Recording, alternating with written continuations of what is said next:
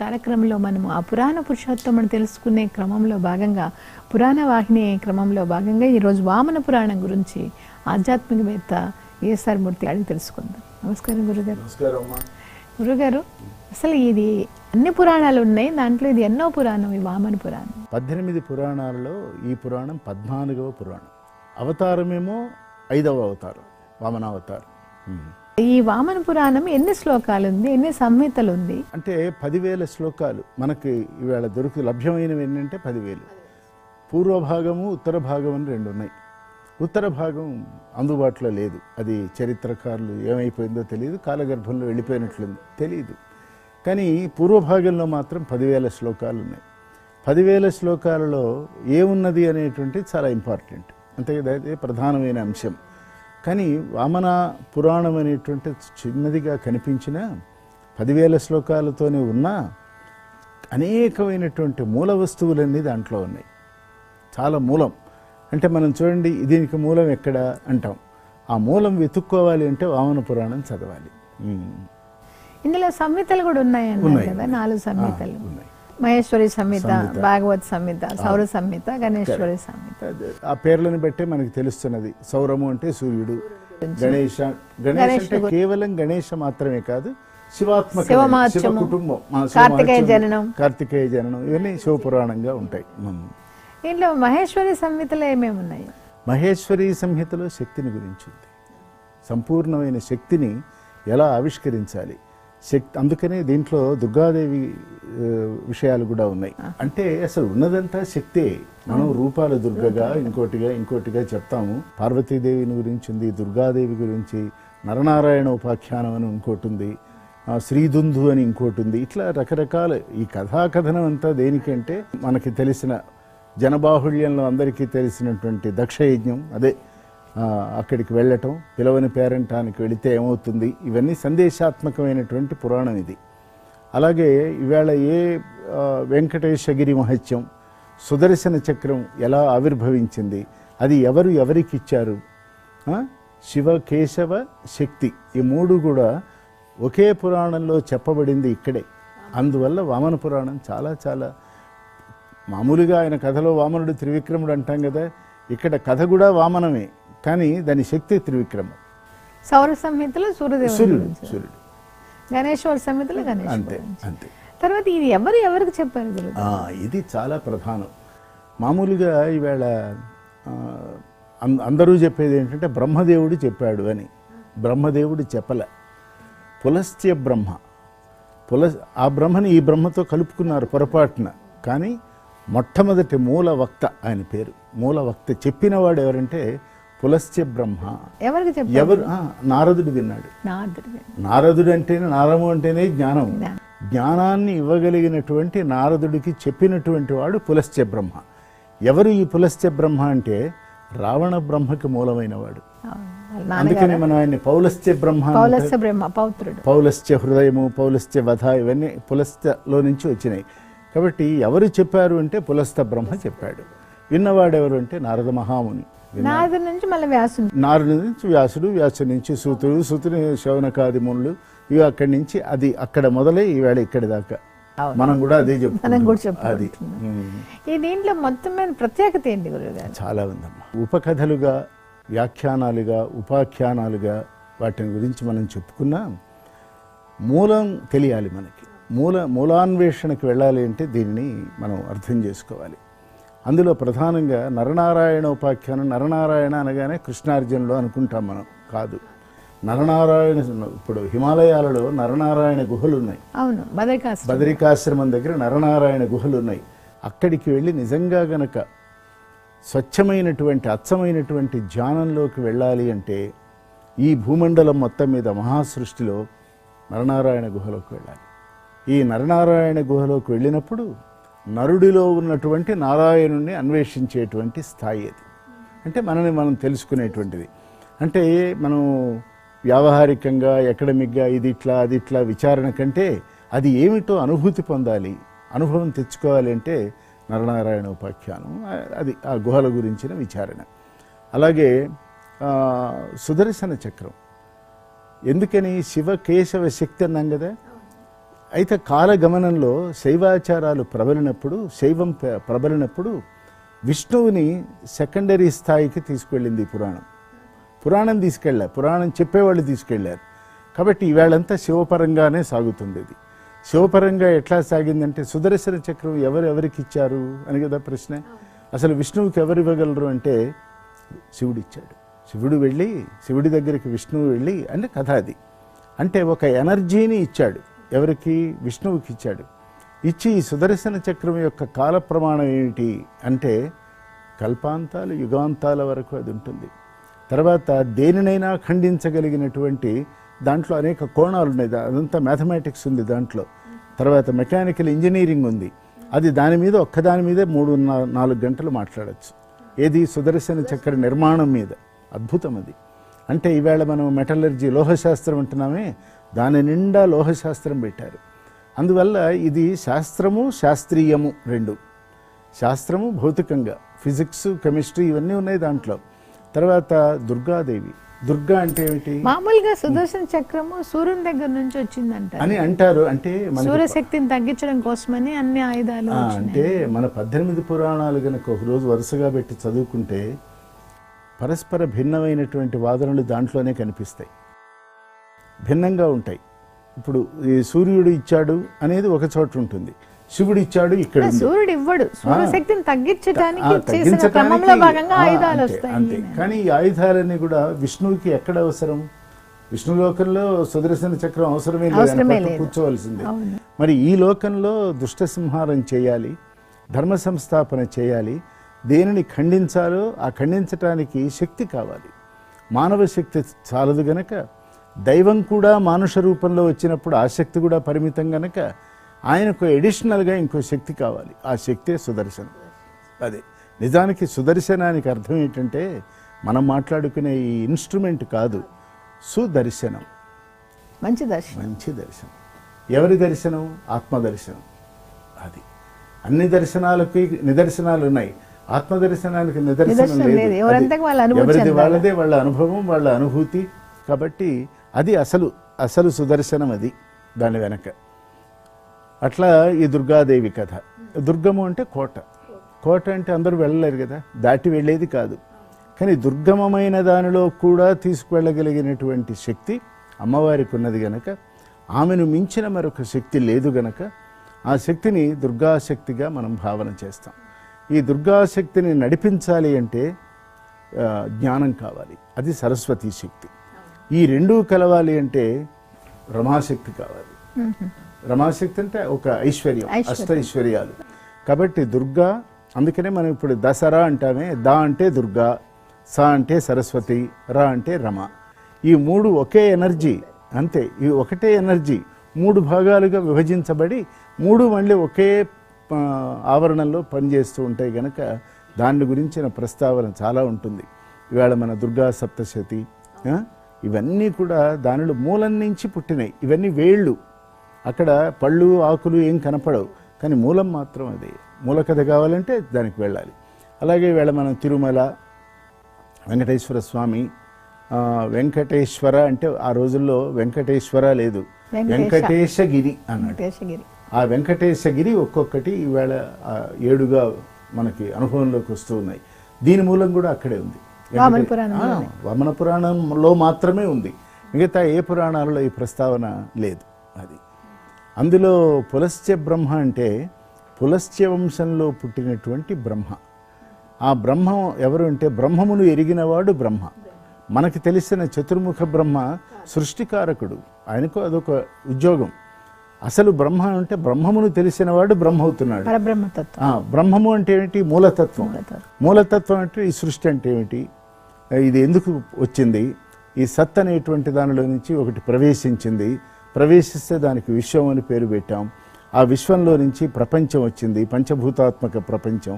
ప్రపంచంలో నుంచి సంసారం ఏర్పడింది, సంసారంలో నుంచి వ్యక్తి ఏర్పడ్డాడు, మళ్ళీ వ్యక్తిలో నుంచి వ్యష్టి వ్యవస్థ ఏర్పడింది, మళ్ళీ దాని నుంచి సృష్టి ఏర్పడింది, సృష్టి నుంచి పరమేష్టి ఏర్పడ్డాడు.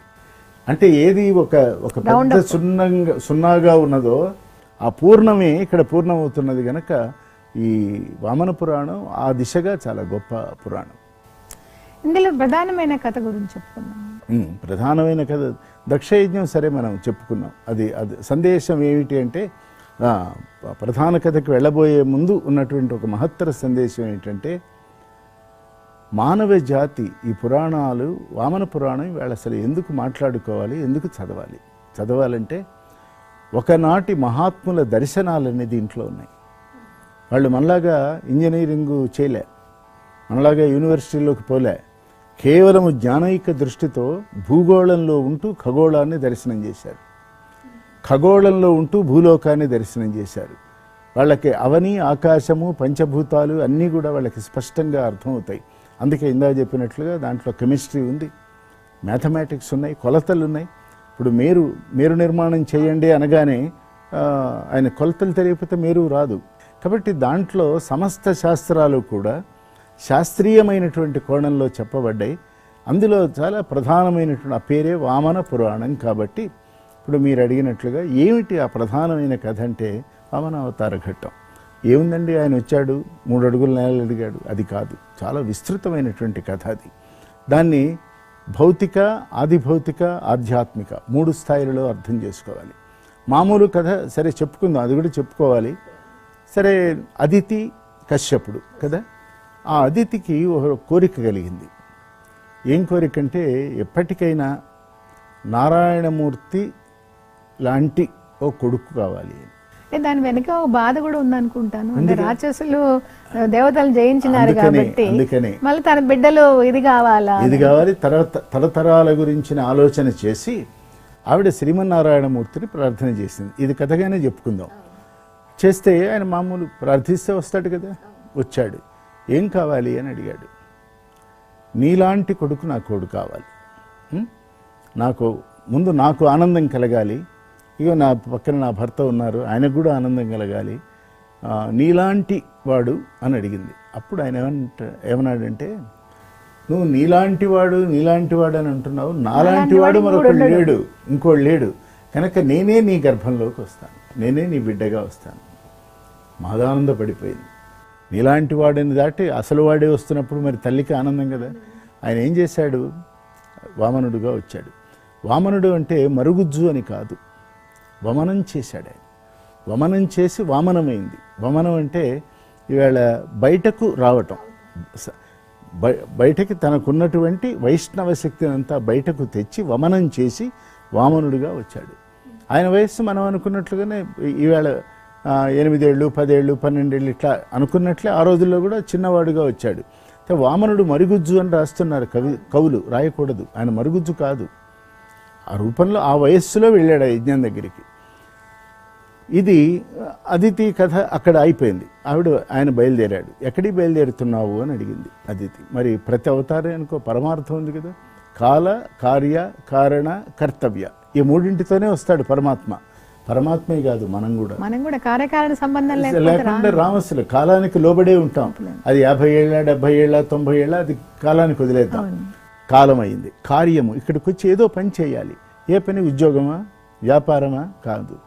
భగవంతుడు నిర్దేశించినటువంటి ఏదో ఒక పని మనకు ఉన్నది, అది మనకు తెలియదు. అది కాలం నెమ్మదిగా దాన్ని బయటకు తీసి, ఇదిగో నువ్వు దీనికై వచ్చావు అని చెప్తుంది. అందుకనే దానిలో ఒక స్థాయికి వెళ్ళిన వాడిని మనం ఏమంటున్నాం? కారణజన్ముడు అంటాం. కారణజన్ములు అందరూ ఒక పక్కన, రణజన్ములందరూ ఒక పక్కన. జీవితంతో యుద్ధం చేస్తూనే వాళ్ళ జీవితాలు గడిచిపోతాయి. వీళ్ళకి కారణం తెలుసుకునేంత స్థితి ఉండకపోవచ్చేమో రణజన్ములకి. అసలు దాంతోనే టైం అయిపోతుంది. ఇప్పుడు జీవితం విసిరే సవాళ్ళు, ఒత్తిళ్ళు, వీటితో వాటిని ఎదుర్కోవటంతోనే, అందుకే రణం అంటే యుద్ధం కదా, ఆ యుద్ధంలోనే టైం అయిపోతుంది. కారణజన్ముడికి అసలు ఆయనకి రణమే లేదు. ఆయన కారణం కనుక్కొని నిర్ణయించుకొని తల్లిని తండ్రిని. లేకపోతే అదితి గర్భంలోకి ఆయన ఎలా వచ్చాడు? అడగగానే వచ్చాడా? ఆవిడికి అర్హత ఉంది కనుక వచ్చాడు. కాబట్టి ఈ కాలము, కార్యం కూడా తెలుసు. దాన్ని ఎలా చేయాలి, ఎప్పుడు చేయాలి, ఎంత కాలంలో చేయాలి, ఇవన్నీ ఉన్నాయి. వీటన్నింటికి ఒక కారణం ఉంది. ఆ కారణం ఏమిటి? ఇందాక మీరు అన్నట్లుగా రాక్షసుల యొక్క ఆ విజృంభణ, వాళ్ళల్లో ఉన్నటువంటి అవిద్య, అనాచారం, అస్పష్టత, అహంకారం, అభిజాత్యం, దంభం, గర్వం, ప్రగల్భం, క్రూరత్వం, ఇవన్నీ ఉన్నాయి. వీటిని సమసింప చేయాలి అంటే ఒక్క పరమేశ్వరుడు తప్ప, పరమేశ్వరుడు అంటే ఈశ్వరుడు కాదు అది, కాబట్టి ఆయన ఒక అవతారం, ఓ రూపం తీసుకొని రావాలి. అలా ఆ కారణం అదైంది. ఇక కర్తవ్య మిగిలింది ఏమిటంటే ఈ మూడింటి నిర్వహించటం. అది ఎలా నిర్వహించాలి? దాంట్లో యుక్తి ఉంటుంది, చమత్కారం ఉంటుంది, ప్రేమ ఉంటుంది, అవసరమైనటువంటి కాఠిన్యం ఉంటుంది. దాంతోపాటే పూరేకులలో ఉన్నటువంటి ఆ మార్దవం ఉంటుంది, లాలిత్యం ఉంటుంది. అనేక రసపోషణం చేస్తూ ధర్మ సంస్థాపనార్థాయ సంభవామి యుగే యుగే అని ఆయన అలా వచ్చాడు. వచ్చినప్పుడు యువతల ఈయన కథ ఇలా ఉంటే ఆయన బయలుదేరే టైంకి ఓ యజ్ఞం జరుగుతున్నది. యజ్ఞం ఎవరు చేస్తున్నారు? బలి చక్రవర్తి. ఆధ్వర్యవం ఎవరిది? శుక్రాచార్యుడిది. శుక్రాచార్యుడు ఎవరు? రాక్షస గురువు. ఇక్కడ బలి నిజానికి రాక్షస భావం కలిగిన వాడు కాదు. బలి దైవభక్తుడు, దానశీలుడు. కానీ దాన అహంకారం ఉంది, దానవాహంకారం లేదు. అంటే రాక్షసుడికుండే అహంకారం లేదు, దానాహంకారం. నన్ను మించిన దాత ఈ ప్రపంచంలో లేడు అని ఒకటి. రెండవది, ఈ దానం చేస్తూ గనక వెళితే ఇంద్ర పదవి స్పష్టంగా ఖాయంగా నాకే ఉంటుంది అని నమ్మినవాడు. కాబట్టి ఇంద్ర పదవి వల్ల తను, తన వంశము, తనకు సంబంధించిన వారు అంతా బాగుండాలి అని కోరుకున్నాడు. నేను, నా వాళ్ళు, నాతో పాటు ఈ ప్రపంచం అన్నవాడు సర్వోత్తముడు. నేను, నా వాళ్ళు అంటే చాలా చిన్న పరిధి కదా. అది ఎంత? ఈ ప్రపంచం మొత్తం వాడి చేతిలో పెట్టామనుకోండి, అనుభవించగలడా? లేదు. కాబట్టి నేను ఉండాలి, నాతో ఉండాలి, ఉన్నవాళ్ళు ఉండాలి, బంధువులు, స్నేహితులు, తెలిసిన వాళ్ళు, ప్రపంచం. తర్వాత ప్రపంచంలో ఉన్న అందరూ నా వలన సుఖపడాలి. ఇది మూడోది, నా వలన సుఖపడాలి. ఇప్పుడు నా సుఖం నేను ఒక్కడిని ఎక్కువ కాలం అనుభవించలేను కదా. అందుకని మనకి 4 విషయాలు ఉంటాయి ప్రతి మనిషి కూడా. ముందు మనం ఎవరో మనం తెలుసుకోవటం లాస్ట్, విచిత్రం అది. కానీ ముందే మనం తెలుసుకుంటే అసలు జీవితంలో యాతనే ఉండదు. కానీ మనం ఎప్పుడు మన చదువు చేత, శాస్త్రాధ్యయనం చేత, సంపద చేత, పాండిత్యం చేత, సౌందర్యం చేత, కీర్తి చేత మనకి అదే మనం అనుకుంటాం. అది మనం కాదు. మన వలన అవన్నీ మన చుట్టూ ఏర్పడ్డాయి. ఏర్పడిన వాటి మధ్యలో మనం ఉన్నాం, అంతే కదా. కానీ ఇది ఎంతో కాలం వాడు అనుభవించలేడు. ఇట్లా మీరు ఒక్కరే కూర్చొని మీకున్న సంపదనంతా మీరు అనుభవించగలరా? ఇంపాసిబుల్. కాబట్టి మీరేం చేస్తారు? ఇంకో నలుగురు ఉంటే బాగుండు, నలుగురు వచ్చి మన దాంతో ఎంజాయ్ చేస్తే మనకు సంతోషం. ఆ నలుగురు సంతోషంగా ఉన్న సంతోషమే మీకు మిగిలేది. మీరు పొందేది మీ దగ్గర ఉండదు, అది ఎప్పుడూ ఆవిరైపోతూ ఉంటుంది. కాబట్టి అది 2వ స్థాయి.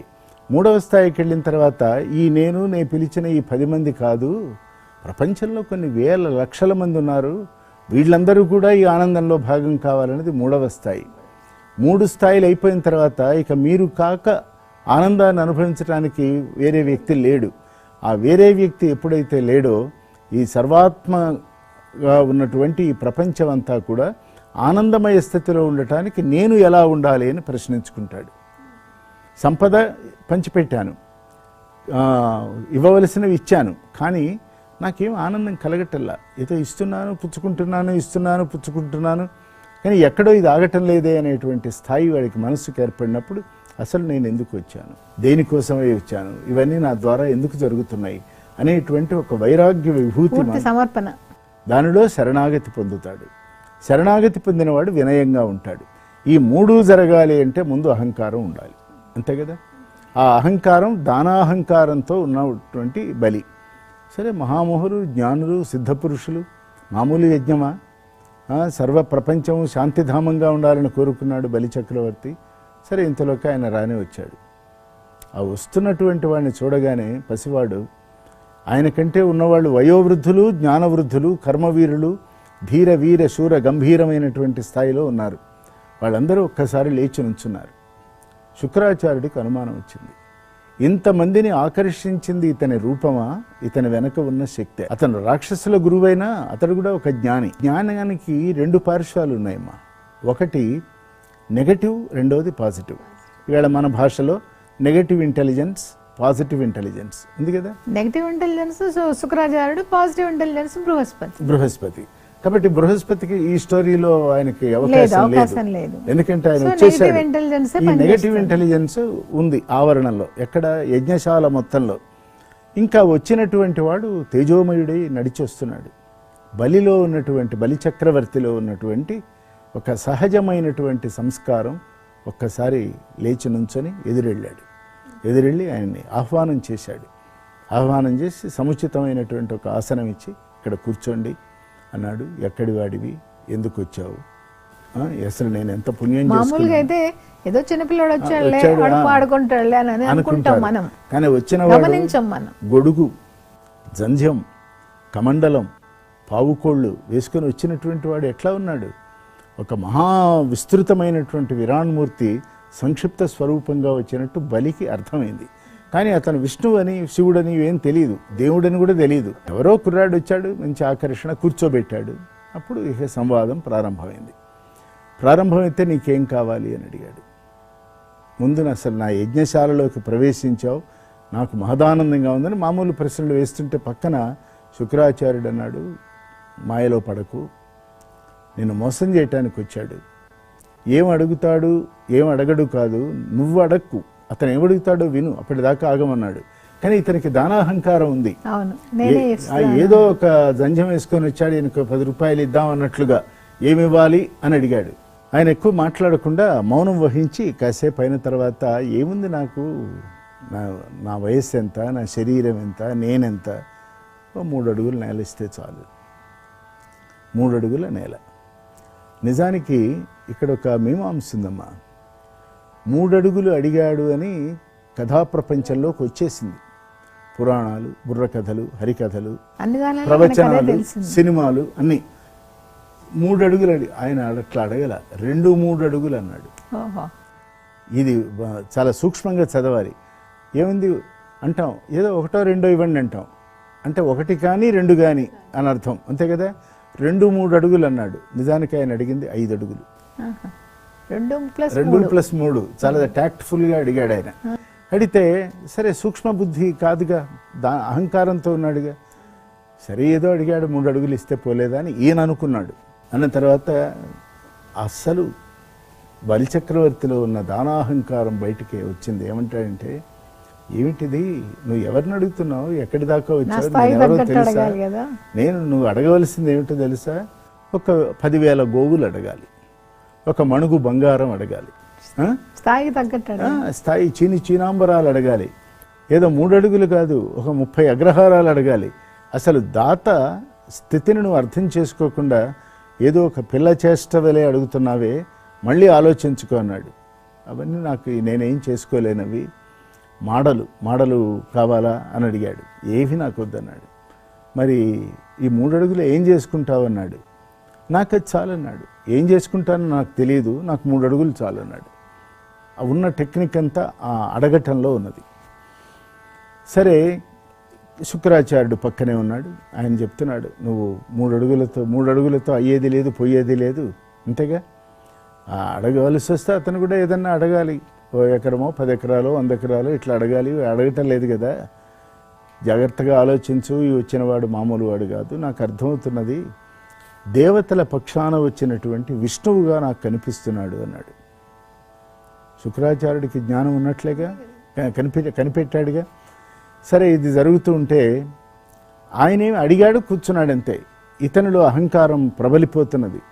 ఏంటి ఇంత చిన్న దానం చేసిన దాన చక్రవర్తిని అనిపించుకోవాలి నేను, వీడు ఇలా నన్ను చిన్నపరిచాడు, చిన్నవాణ్ణి చేసేస్తున్నాడు అని అనుకుంటే అప్పుడు ఆయన చెప్పాడు. ఏమనంటే, చూడు, నీ వంశం నాశనం అయిపోతుంది. నువ్వు ఈ యజ్ఞం చేస్తున్నది పైకి విశ్వజిత్ యాగంగా చేస్తూ విశ్వాన్ని జయించాలన్న భావనతో చేసినా నీ మనస్సులో నా సంకల్పంలో ఉన్నది ఇది కాదు. నీకు ఇంద్ర పదవి కావాలి. ఒక్కసారి ఇంద్ర పదవి వచ్చాక దాన్ని ఎలా నిలబెట్టుకోవాలో నేను చెప్తా. కానీ నువ్వు ఈ యాగం ఇంద్ర పదవిని పొందడం కోసం చేస్తున్నావు.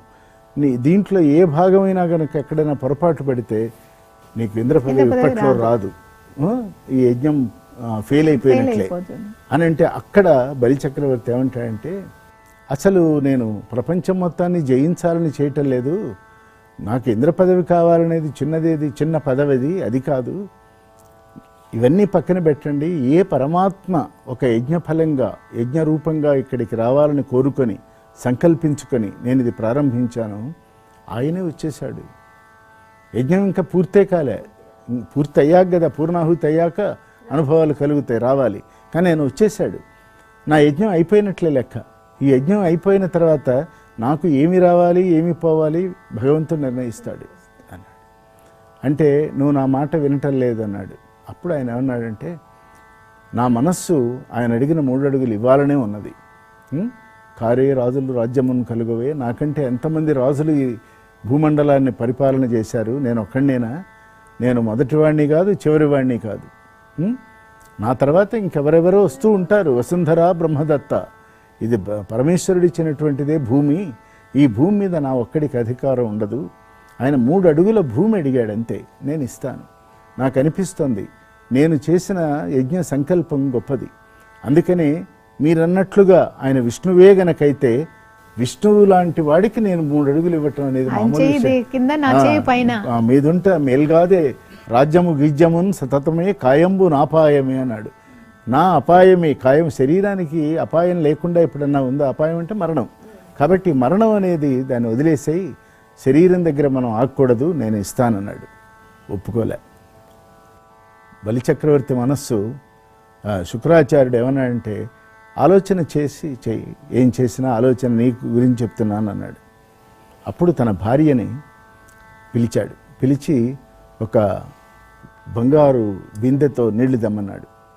ఒక పళ్ళెం, బంగారు పళ్ళెం, దాంట్లో పాదాలు పెట్టమన్నాడు. అంటే దానం ఇచ్చేటప్పుడు దానాన్ని తీసుకునేవాడి యొక్క పాదాలు కడగాలి.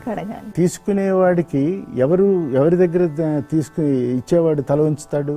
తీసుకునేవాడి ముందే. తీసుకునేవాడే లేడనుకుందాం, సందేశం ఎవరికి ఇస్తారు? ఏం చేసుకుంటారు? ఇంత బంగారం ఉంది, తీసుకునేవాడు లేడు. ఇంత అన్నం వండారు, తినేవాడు లేడు. భవతి భిక్షాందేహిని వాకిట్లోకి రాలేదు, ఏం చేస్తారు?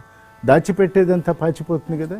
చేసి ఆయన బంగారు పళ్ళెంలో పెట్టి పాదపూజ చేస్తూ ఉన్నాడు. చేస్తూ ఉంటే బలిచక్రవర్తికి ఒక కూతురు ఉంది. ఆ కూతురు పేరు రత్నావళి. రత్నావళి యుక్త వయస్సులో ఉంది. ఆవిడ ఓ పక్కన నుంచుంది, చూస్తున్నది. ఈ వామనుడి యొక్క తేజస్సు ఆమెను ఆకర్షించింది. ఎంతగా ఆకర్షించిందంటే, నాకు ఎలాగో పెళ్ళి అవుతుంది, పెళ్ళైనప్పుడు నేను తల్లిని కావాలి, తల్లిని అయినప్పుడు ఇటువంటి బిడ్డ నాకు కావాలి అని కోరుకుని ఆగిపోయింది. ఆవిడ మనస్సు అక్కడుంది. శుక్రాచార్యుడు కంగారు పడుతున్నాడు, ఏమైపోతుందో. బలిచక్రవర్తి నిశ్చిత బుద్ధితో ఉన్నాడు. భార్య భర్త దంపతులు ఇద్దరు కూడా వామనుడి యొక్క పాదాలు కడుగుతున్నారు. బలిదైచేంద్ర కరద్వయీ కృతజల ప్రక్షాళన వ్యాప్తికిన్ జలజాతాక్షుడు సాచే యోగిస్సు మనస్సంప్రార్థిత శ్రీదమున్ కలితానమ్ర రమాలలాట పదవీ కస్తూరికా శాదమున్ నళినామోదము రత్ననూపురిత నానావేదమున్ పాదమున్. పోతన గారు రాశారు ఇది. ఆయన అక్కడ ఉన్నట్టే రాశాడు. అది భక్తి మకరందం. అది అందులో నానావేదాలు, మనకేవో 4 వేదాలు చెప్తాం. 4 వేదాల కంటే ముందు నానావేదాలు, నానా విద్యలు, అవన్నీ కూడా ఆయనకి పాదం నిండా ఉన్నాయి అని ఒకటి. తర్వాత ఆ పాదం ఎటువంటిది అంటే, అమ్మవారు నుదుటన పెట్టుకున్నటువంటి గంధం, పచ్చిగా ఉన్నటువంటి ఆ గంధం మీద అయ్యవారి పాదం ఉన్నట్లయితే ఎలా ఉన్నదో అటువంటి పాదంట. అంటే ఆమె అక్కడ కూర్చొని ఉంటుందిగా లక్ష్మీదేవి పాదం దగ్గర, ఆయన కాలు అలా కదిపితే తగిలింది కదా. చూడండి ఎంత అద్భుతంగా రాశాడు. కరద్వయీ ఆనందం కలుగుతుంది. ప్రక్షాళన వ్యాప్తికి జలజాతాక్షుడు సాచే. జలజాతాక్షుడు అంటే విష్ణువు అని మనకు కూడా చెప్పేస్తున్నాడు కథలో. ఆ వచ్చినవాడు వామనుడు, పిల్లవాడు కాదని. సంప్రార్థిత శ్రీదమున్, సుమనస్కులైనటువంటి మహాత్ములు ప్రార్థిస్తే నిత్యము ప్రార్థించి పూజించేటువంటి ఆ పాదానికి ఆయన అభిషేకం చేశాడు, పూజ చేసుకున్నాడు, పాద నమస్కారం చేసుకున్నాడు. అప్పుడు అడిగాడు, ఇప్పుడు 3 అడుగులు నాకు నేను ఇవ్వటానికి సిద్ధంగా ఉన్నాను. బలిచక్రవర్తి భార్య మనస్సులో ఏమీ లేదు. 3 అడుగులు ఏమిటి, రత్నావళి ఆలోచనలు ఏమిటి, బలిచక్రవర్తి ఆలోచనలు ఏమిటి, గురువుగారు శుక్రాచార్యుల వారు ఏం చెప్తారు, అవేం పట్ల. అంతే, వచ్చి కూర్చుని పక్కన ఉంచుంది. తన భర్త చేస్తున్న దానమే కదా. దానవ్రతశీలుడైనటువంటి బలిచక్రవర్తి యొక్క భార్య మనస్సు సుమనస్సుగా ఉన్నది, నిర్వికారంగా ఉన్నది, నిరామయంగా ఉన్నది, నికేతనంగా ఉన్నది, నిరంజనంగా ఉన్నది. ఏ రకమైనటువంటి ఆందోళన లేదు. పరమ ఆనంద స్వరూపంగా ఆమె కూర్చొనున్నది. సరే, ఆ 2-3 అడుగుల నేలలోకి వచ్చినప్పుడు మొదటి పాదం చూపించాడు. భూమి చూపించాడు, తీసేసుకోమన్నాడు. తన చేతిలో ఉన్నదేగా, అయిపోయింది. రెండో కాలు ఆకాశం. అంటే ఏంటి? అవని ఆకాశము రెండు ఆక్రమించినటువంటి విష్ణుతత్వానికి ఇది సంకేతం. విష్ణువు అంటే వ్యాపకుడు అని అర్థం. వ్యాసుడు అంటే విస్తృతంగా చెప్పగలిగిన వాడు వ్యాసుడు అని. ఎవరో ఒక 2 పద్యాలు చెప్తారు, రాస్తారు. రాసిన ఆయన పని అక్కడ రాయటంతో అయిపోతుంది. దాని మీద వ్యాఖ్యానం 50 పేజీలు రాస్తారు ఇంకొక, ఆయన వ్యాసుడు అవుతాడు. అది విస్తృతంగా చెప్పాలి మనం. కాబట్టి రెండో పాదం అయిపోయింది. ఆకాశం అంతా నిండిపోయింది. నెమ్మదిగా ఈ బాలుడు పెరిగిపోతున్నాడు. ఎలా పెరుగుతున్నాడంటే నభోమండలం దాకా, ఆకాశం దాకా వెళ్ళిపోయింది శిరస్సు. త్రివిక్రముడు అయినాడు. ఆ త్రివిక్రమత్వానికి వచ్చినప్పుడు ఆయన అడిగింది ఏంటంటే, నేను 3వ నేల అడిగాను, అది ఎక్కడ? నేల లేదు. మరి ఇక్కడ నేల అంటే భూమి అని మనకు అర్థమైపోయింది. మరి రెండోది ఆకాశం నేల కాదు కదా. భూమి అంటే సంపూర్ణమైనటువంటి ఒక స్త్రీ గర్భాలయం. అది మనం అందుకనే మాతృభూమి అంటాం. దానిలో ఆ గర్భాలయంలో ఏమున్నాయి? ఔషధులు ఉన్నాయి, నదులు ఉన్నాయి, బొగ్గు ఉన్నది, వజ్రాలు ఉన్నాయి, చెట్ల మూలాలు ఉన్నాయి, అనేకమైనటువంటివన్నీ ఆ వసుంధరా గర్భంలో ఉన్నాయి. అది పైకి ఉపరితలం మీద మనం జీవిస్తున్నాం. దీని అడుగున ఏముందో మనకు తెలియదు, కానీ తెలిసినంతవరకు ఇవి ఉన్నాయి. కానీ ఇవి కూడా దాటినటువంటిది ఏదన్నా ఉన్నదా? మరి ఆకాశం భూమి ఎలా అయింది అని ప్రశ్న, తర్కం. మరి 3 అడుగుల నేల అన్నాడు, 2-3 అడుగుల. ఆ 2-3 అడుగులు, 2 అంటే అవని ఆకాశము 2 ఒకటే, రిఫ్లెక్షన్. అది శబ్దబ్రహ్మం. దానిలో మేఘాలు ఉన్నాయా అంటే మేఘాలు ఆకాశంలో ఏం లేవు, ఆకాశం దగ్గర కనిపిస్తున్నాయి. సూర్యుడు ఆకాశంలో ఉన్నాడా? లేడు. చంద్రుడు, తారకలు ఏమన్నా అక్కడ అంటించారా? లేదు కదా. అంటే ఏంటి? ఏదైతే స్థిమితంగా కనిపిస్తున్నదో భూమిగా, ఆకాశం కూడా ఒక భూమి కింద లేక. భూమి అంటే ఆధారము అని అర్థం. భూమి అంటే ఆధారం. కాబట్టి ఇది ఒక భూమి, ఇది భౌతిక భూమి. ఆధ్యాత్మిక భూమి ఆకాశం, దహరాకాశము, చిదాకాశము, ఆకాశం అని అనేక పేర్లు ఉన్నాయి. కాబట్టి రెండోది ఆయన దాన్ని తీసుకున్నాడు. ఇక మూడోది ఎక్కడ? ఇవ్వటానికి లేదు. దానవృతం ఫెయిల్ అయిపోతున్నది. తనకి ఇంతవరకే తెలుసు, తన జ్ఞానం పరిమితి అంతవరకే. అప్పుడు వామనుడు, అప్పుడే త్రివిక్రముడు అయినాడుగా. ఆయన ఏం చెప్పాడంటే, నీకు నీ కన్ను చూడగలిగినంత వరకు నువ్వు ఇవ్వగలిగావు. నీ కన్ను, నీ మనస్సు, నీ బుద్ధి, నీ చిత్తము, నీ అహంకారము. అహంకారం అంటే స్పర్శ, స్పృహ. ఇవి చూడనటువంటి ఒక లోకం ఉంది. ఆ లోకం పేరు పాతాళం. నువ్వు అక్కడ ఉండు అన్నాడు. శుక్రాచార్యుడు అర్థం చేసుకున్నాడు. 3వ చోట ఆపేయాలనుకున్నాడు. మరి 3వ పాదంకి మళ్ళీ నీళ్లు పోయాలిగా. ఆ టైంలో ఈయన ఏం చేశాడంటే అడ్డుపడ్డాడు. అడ్డుపడ్డప్పుడు ఆయన దర్భంలో దర్భపెట్టి పొడిచాడు. అది కథ.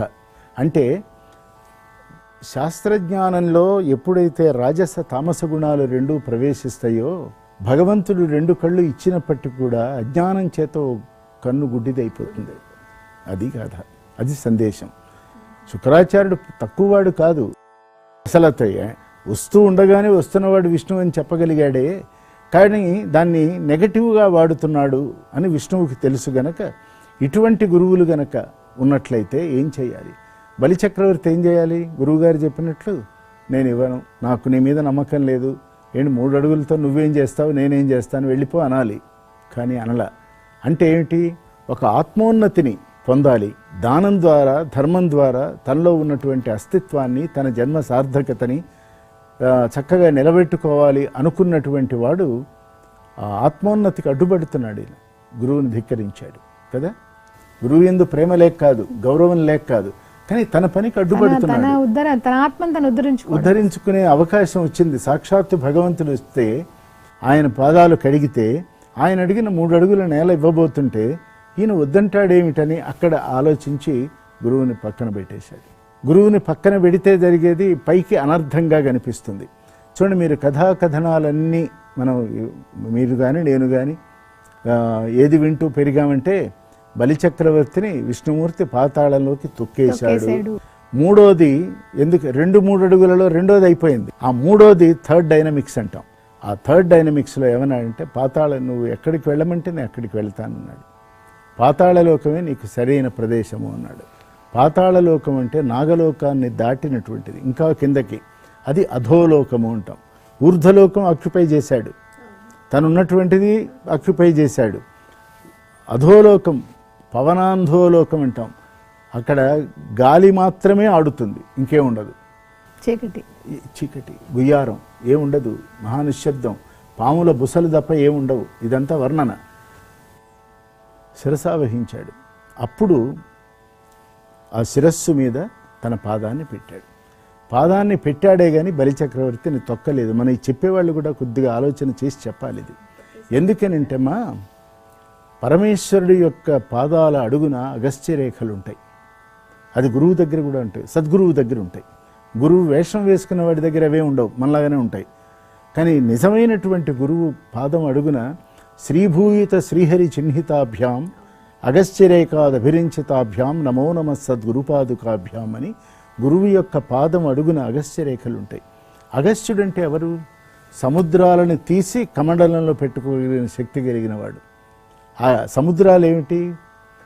జన్మ చేత, ప్రాప్తి చేత, అనుభూతి చేత, కర్మల చేత, జన్మాంతర సంస్కారం చేత, ప్రారబ్ధం చేత ఏర్పడినటువంటి కర్మానుభవాలన్నీ ఒక మహాసముద్రమై ఉత్తుంగ తరంగాలై ఉన్నటువంటి వాటిని ఓ గురువు అనేటువంటి వాడు దానిని కమండలంలో పెట్టగలడు.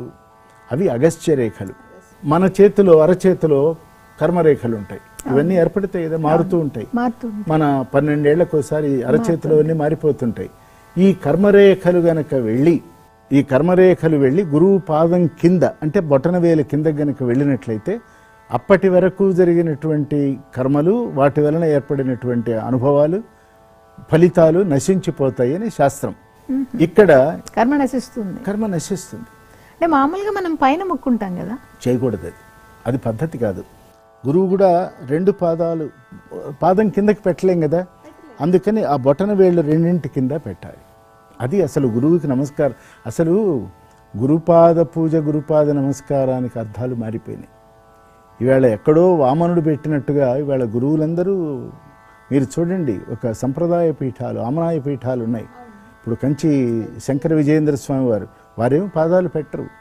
అక్కడ పాదుకలు ఉంటాయి. పాదుకలు దే రిప్రజెంట్ పీఠం. ఆ పీఠానికి మనం నమస్కారం చేస్తున్నామే తప్ప వారి పాదాలకు మనం ఏం చెయ్యం. వారు చేయనివ్వరు, చేయనివ్వరు. అక్కడ వేయండి అంటారు, దానికి నమస్కారం చేసుకోండి అంటారు, అక్కడ కుంకుమ ఇస్తారు. ఇవాళ అట్లా ఉన్నదా? ఇవాళ గురువులు అలా లేరు కదా. తెలిసి వాళ్లే పాదం పెట్టేస్తున్నారు. పైనుంచి నీళ్లు కిందకి వస్తాయి తప్ప కింద నుంచి నీళ్లు పైకి వెళ్ళవు కదా. కాబట్టి మన నుంచి గురువుకు వెళ్ళేదంటూ ఏమీ లేదు, గురువు నుంచి మనకు వస్తూ ఉంటాయి. కాబట్టి ఆ పాదాలకి ఇక్కడ ఇది మామూలు విషయం. ఇక్కడ అగస్త్య రేఖలతో ఉన్నటువంటి శ్రీ విష్ణు పాదము ఎక్కడ పెట్టాడు ఆయన? తల మీద పెట్టాడు. తల మీద అంటే తొక్కేయటాన్ని పెట్టాడా? బ్రహ్మరంధ్రం మీద పెట్టాడు. ఏమా, అది పాయింట్. అంటే మూలాధార, స్వాధిష్టాన, మణిపూరక, అనాహత, విశుద్ధ ఆజ్ఞాచక్రాలు దాటి సహస్రారం దాటిన వేళ చంద్రకళాస్థానాన్ని ఆక్రమించి, అది ద్వాదశాంతస్థానం అంటాం, దాని మీద శ్రీ విష్ణుపాదం వచ్చి తాకినప్పుడు బ్రహ్మపదంగా ఇంకేం లభిస్తుంది? ఆ బ్రహ్మపదము, బ్రహ్మరంధ్రం మీద ఈ ప్రకృతిలో ఉన్నటువంటి అనేక శక్తులు, అంటే పాజిటివ్గా ఉన్నటువంటి ఒక ఎనర్జీ మనకి నోటితో తీసుకునే ఆహారంతో రాదు, కంటితో చూసే దృశ్యంలో నుంచి రాదు, చెవితో వినేటువంటి, అంటే ఇంద్రియాల ద్వారా మనకి ఎనర్జీ రాదు. మరి ఇంద్రియాతీతమైనటువంటి ఒక స్థాయిలో చెప్పాలి అంటే బ్రహ్మరంధ్రమే. అందుకని సౌందర్య లహరిలో 10వ శ్లోకం ఒకసారి ఇంటికి వెళ్ళాక చదవండి. అది ఆ 10వ శ్లోకంలో శంకర భగవత్పాదులు అంటారు, అమ్మా నువ్వు ఈ ప్రపంచం మొత్తానికి తల్లివి, ఒక అద్భుతమైన శక్తి రూపిణిగా నువ్వు ఉన్నావు. నేను ఏ పుణ్యం చేసుకున్నానో నాకు తెలియదు. నువ్వు ఒక ఆనంద బిందువై, అంటే చంద్రకళాస్థానం అంటే ఇప్పుడు మన బ్రహ్మరంధ్రం నుంచి 12 అంగుళాల దూరంలో చంద్రకళాస్థానం అని ఉంది. అది ఎవరికి? జ్ఞానులకి, పండితులకి, బాగా డబ్బున్నవాడికి, జన్మ ఎత్తిన ప్రతి వాడికి బ్రహ్మరంధ్రం ఉన్నది. ఆ బ్రహ్మరంధ్రానికి 12 అంగుళాలు. 12 అంగుళాలు అంటే ఒక అడుగని కాదు. మన కుడి చేతి బొటనవేలు పై కణుపు ఉంది కదా, ఇంటూ 12, అది ఆ 12 అంగుళాలకి గనక లెక్క వేస్తే ఆవృతమై ఉంటుంది. ఇప్పుడు మనందరికీ ఉంటుంది ఇది. అది చంద్రకళగా ఉన్నది. చంద్రకళ అంటే ఒక ఐసు ముక్కలాగా ఉంది. ఇందాక చెప్పిన ఈ దీంట్లో నుంచి వాయు ప్రసారం జరిగి సుషుమ్నా నాడిని దాటి, ఇదంతా యోగశాస్త్రం, వెళ్ళి ఆ వేడి గాలి బ్రహ్మరంధ్రం నుంచి బయటకు వెళ్ళినప్పుడు వేడి గాలి మంచు ముక్క తాకినప్పుడు ఏమవుతుంది? కరుగుతుంది. కరిగినప్పుడు ఒక బిందువు ఏర్పడుతుంది, నీరు అవుతుంది కదా. ఆ నీరు ఎక్కడికి పోవాలి? బ్రహ్మరంధ్రంలో పడాలి. ఈ గాలి వెళ్ళి చంద్రకళని కరిగిస్తున్నది. కరిగించినటువంటి ఆ కరిగినటువంటి చంద్రకళ బిందువు ఏదైతే ఉన్నదో అది మళ్ళీ మన శరీరంలో 2,72,000 యోగనాడులని ఉద్దీపనం చేస్తూ ఉన్నది.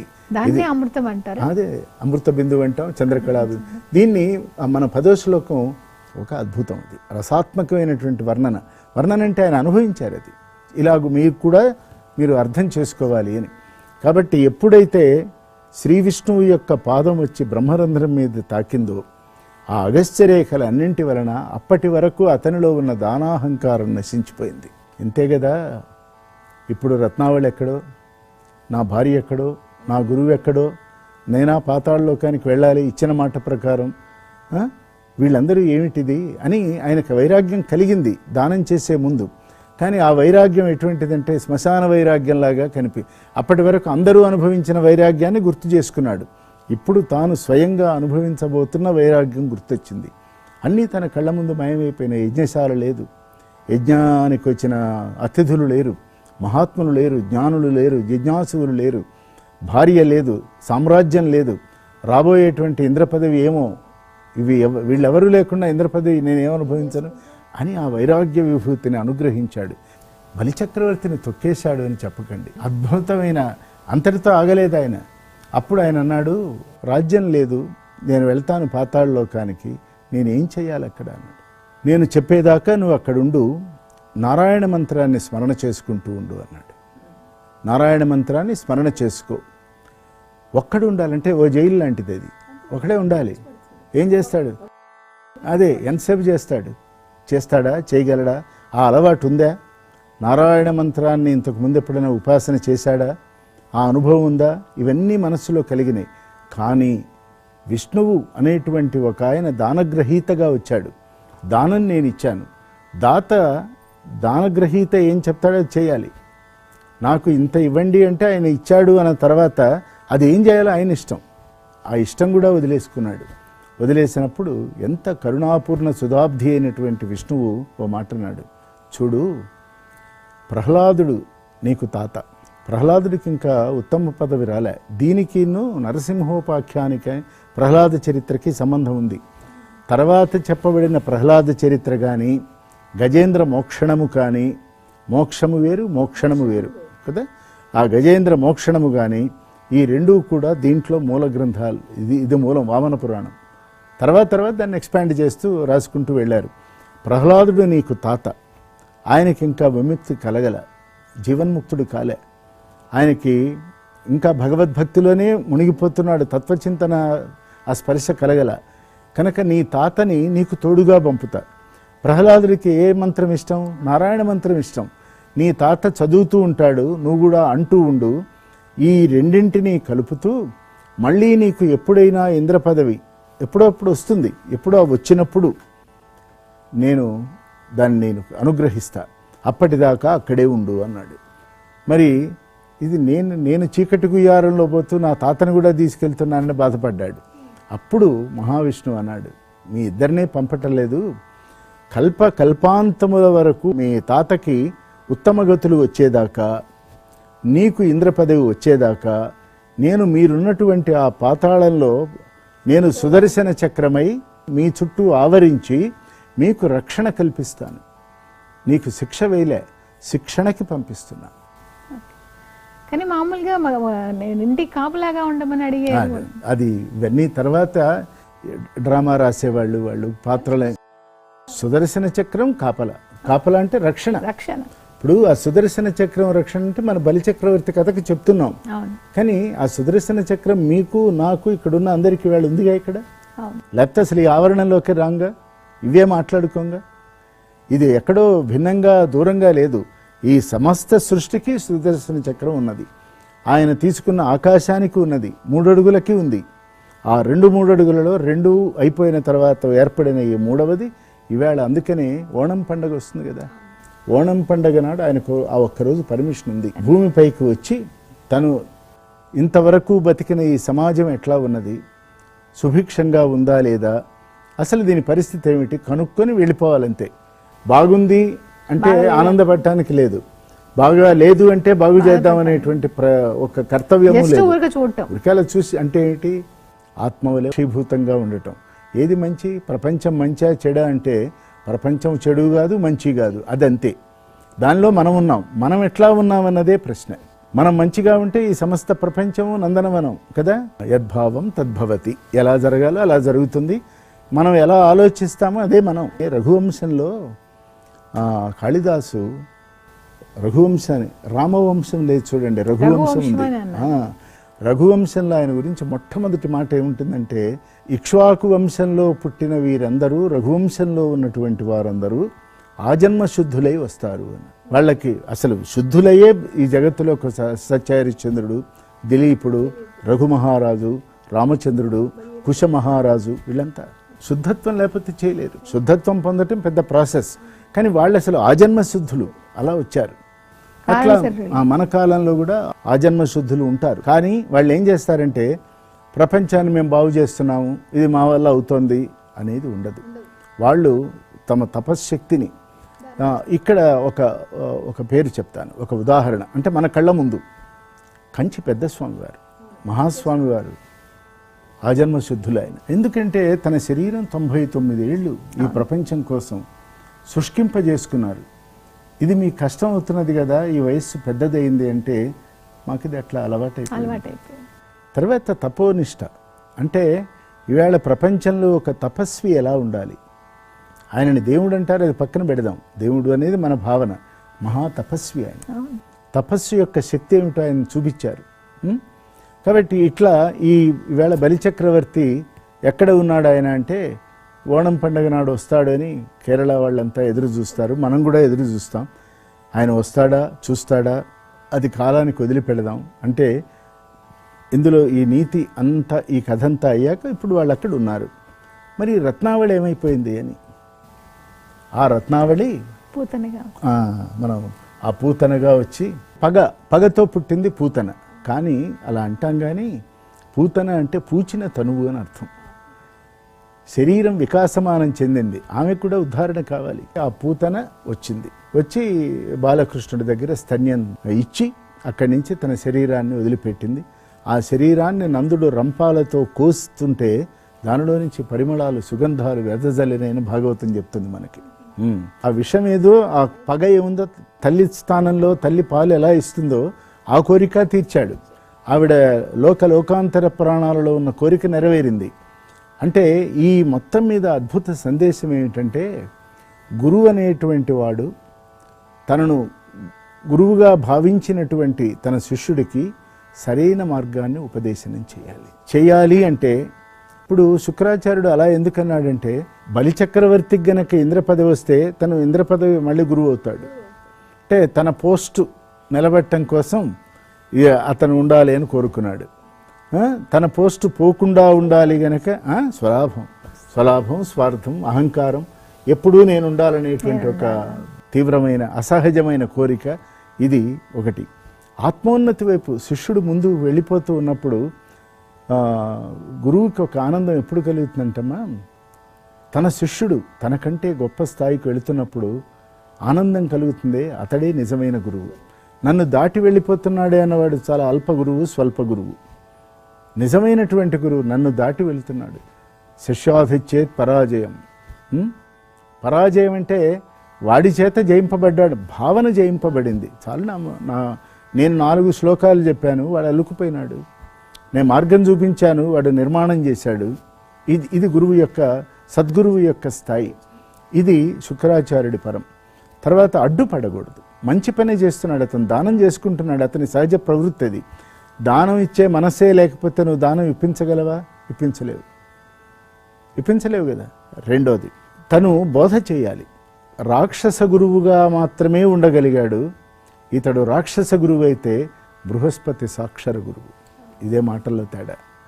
అక్షర పరబ్రహ్మము ఏదైతే ఉన్నదో, ఏది అనంతమై, అవ్యయమై, అచ్యుతమై, అఖండమై, చిద్ఘనమై, పూర్ణమై, ధవళమై, తరళమై, సత్యమై, నిత్యమై, శాశ్వతమై, అన్ని వేళల, అన్ని కాలాలు, అన్ని యుగాలలో ఉండేటువంటి ఒక ఆత్మతత్వానికి గురువుగా ఉన్నటువంటి వాడు బృహస్పతి. ఈయన పరిమితమైన ఇంద్రియాలకు లోబడిన, ఇంద్రియాల చేత నడపబడే మనస్సు కలిగిన ఒక శిష్యుడికి, ఆ శిష్య సమూహానికి గురువుగా ఉండిపోయినాడు. కనుక శుక్రాచార్యుడి వంటి గురువు మనకి జీవితంలో ఉండకూడదు. ఇది మహత్తర సందేశం. తర్వాత భారతీయ గృహస్థ ధర్మంలో భార్య భర్త అంటే ఆనాడు మనుధర్మశాస్త్రంలో, అది ఈవేళ రెలవెంటా ఇర్రెలవెంటా పక్కన పెడదాం, భర్త మంచి పని చేస్తున్నప్పుడు భార్య చేదోడుగా ఉండాలి అంతే. నువ్వు ఎందుకు దానం చేస్తున్నావు, తర్వాత ఈ పదవి పోతే ఏమైపోతావు, నీకంటే ముందు పదవులు ఎంతోమంది ఉన్నారు. కొనుక్కునేవాడు అక్కడికి వెళ్తాడు, సబ్ రిజిస్ట్రార్ ఆఫీస్కి వెళ్ళిపోయిన తర్వాత, రిజిస్టర్ చేసుకున్న తర్వాత ఆ భూమి దగ్గరికి ఇద్దరు వెళ్తాడు. వదిలిపెట్టలేని మమకారం వలన అమ్మినవాడు, పొందానన్న ఆనందంతో వీడు, ఇద్దరు వెళ్ళి కాగితాలు పట్టుకుంటారు. పట్టుకొని ఈ రోజు నుంచి ఈ భూమి నాది అంటాడు కొన్నవాడు. అప్పుడు భూమి నవ్వుకుంటుందట. నవ్వుకొని ఇట్లా ఎంతమంది అన్నారో, ఎన్ని వేల మంది, లక్షల మంది, ఇది వాళ్ళదా. అందుకనే దానికి మన వేదంలో చెప్పబడింది వసుంధర బ్రహ్మదత్త. వామన పురాణంలో ఎక్కువ వైష్ణవ క్షేత్రాల గురించి, విష్ణు మందిరాల గురించి, ధర్మకర్తల గురించి చెప్పారట. అవును, అది చెప్తాను. శివ, కేశవ, శక్తి. ఇప్పుడు ఈ శక్తి, కేశవుడు వచ్చాడుగా, దీనిలో శివుడి యొక్క మహత్యం చాలా ఉంది. కానీ దాన్ని వీరశైవులు చేశారు. దీని నిండా ఉన్నది ఏమిటంటే వైష్ణవ సంప్రదాయాలు ఉన్నాయి, వైష్ణవ శక్తి ఉన్నది. విష్ణు పురాణంలో ఉన్నటువంటి దానిలో ఉన్న అనేకమైనటువంటి విషయాలని మళ్ళీ అనేక ఉపాఖ్యానాల ద్వారా, ఇప్పుడు వెంకటేశ్వర స్వామి దేవాలయం ఉంది, దాన్ని మనం శివకేశవ శక్తి అని మనం అంటల్లా, అది వైష్ణవ సంప్రదాయానికి మనం కుదించుకున్నాం. కానీ అది కాదు, విష్ణుమూర్తి వచ్చాడని అనుకుంటున్నాం. ఒక విష్ణుమూర్తికి పరిమితం చేశాం. కానీ ఆయన ఇందు శివుడు ఉన్నాడు, అమ్మవారు ఉన్నది, అందరున్నారు. నిఖిల దేవతల నిక్కమైనటువంటి రూపం అంటాడు అన్నమాచార్య. నిఖిల దేవతలు అంటే 30 దేవతలు, అంతే కదా. వాళ్ళంతా తిరుమల కొండ మీద ఉంటారని. అందుకనే వెంకటేశగిరి, అది వెంకటగిరి కాదు, వెంకటేశగిరి. వేం అంటే పాపం, కట అంటే పోగొట్టేవాడు, ఈశ్వరుడు ఉన్నాడు. ఇది తర్వాత దక్షయజ్ఞం అనేటువంటి దాంట్లో విష్ణువుకి పెద్దపీట వేసి శివుణ్ణి అవమానించినటువంటి ఆ ఘట్టంలో మళ్ళీ శివకేశవులకి ఆ శక్తి ఎవరు, సతీదేవి. మళ్ళీ శివకేశవ శక్తి స్వరూపాన్ని దక్షయజ్ఞంలో నిరూపణైంది. శివుడే సుదర్శన చక్రాన్ని విష్ణువుకి ఇచ్చాడు అని అన్నప్పుడు వైష్ణవులను శైవులు కొట్టుకోవాల్సిన పనే ఉంది, అవసరం లేదు.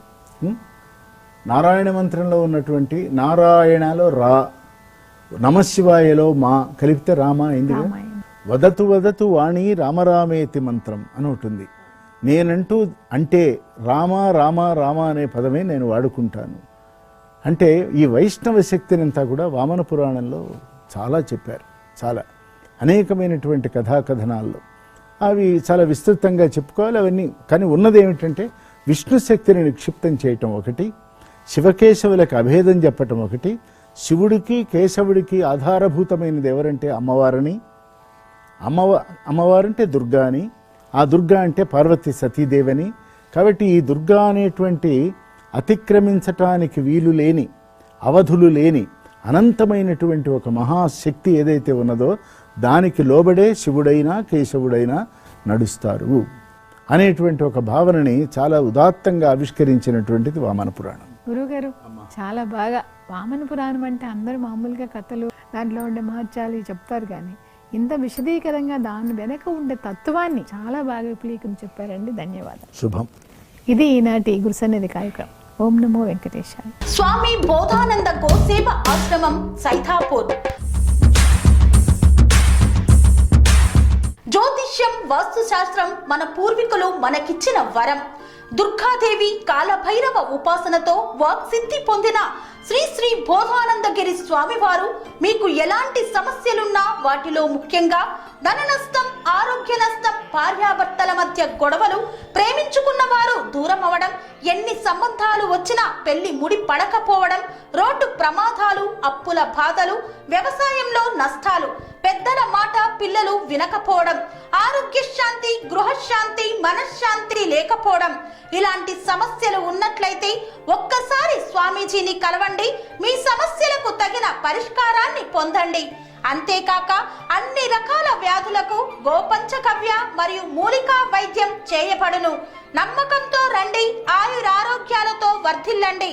మా అడ్రస్ స్వామి బోధానంద గోసేవ ఆశ్రమం, సైదాపూర్, వీరభద్రస్వామి గుడి దగ్గర, యాదగిరిగుట్ట.